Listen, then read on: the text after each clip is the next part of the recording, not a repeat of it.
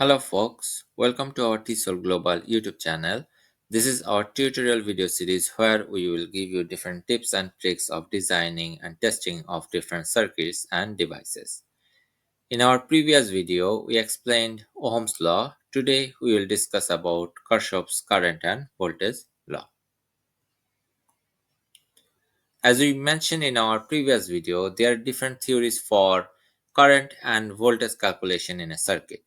For this video, we will consider DC circuits. In the last video, we discussed what is Ohm's law and how to use it. So today we will look at Kirchhoff's current law and voltage law and how to use it. First, we will look at Kirchhoff's current law, which states that the current flowing into a node or a junction must be equal to the current flowing out of it. Or we can also say the algebraic sum of all the currents entering and exiting a node must be equal to 0. Now we have a DC circuit with R1, R2 and R3 resistors where I1 is the input current and I2 and I3 are the output currents. Basically, I1 is branching into I2 and I3. Now in this case, according to KCL, we can write I1 plus I2 plus I3 is equal to 0. But what about the sign of these currents? For such situation, first you have to pick up one sign for either input or output. Then you have to consider the other signs according to the first selected sign. In this example, we are considering the input as positive sign and then the output is negative sign. If we now replace the signs in our example, then we can write plus I1 minus I2 minus I3 is equal to 0. Or I1 is equal to I2 plus I3. One thing you have to be careful about is the current in each branch will depend on the resistance values. If we have equal R2 and R3, then I2 and I3 are equal. Now Kirchhoff's voltage law states that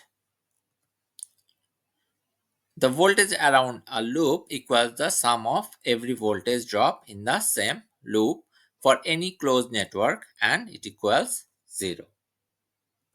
So here we have a DC circuit with a supply E and 3 resistors R1, R2 and R3 where V1 is the voltage drop in R1, V2 is the voltage drop in R2 and V3 is the voltage drop in R3. Now a loop is any closed path going through a circuit. So here you can see the closed loop animation in this circuit.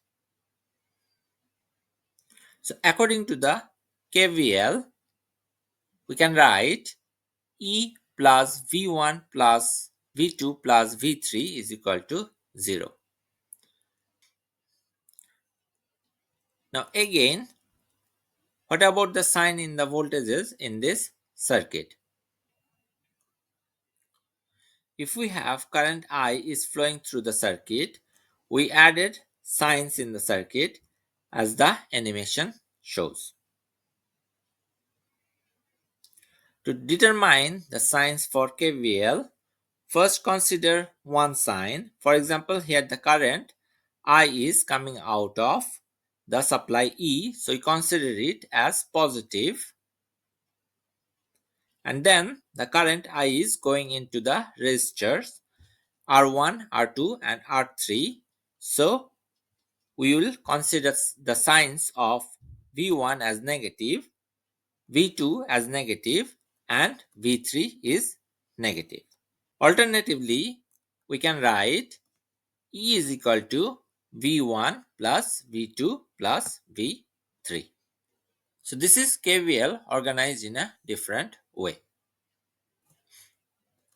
So this is the end of this video. In our next video, we'll explain the voltage and current divider rules. So please subscribe to our channel for more videos like this.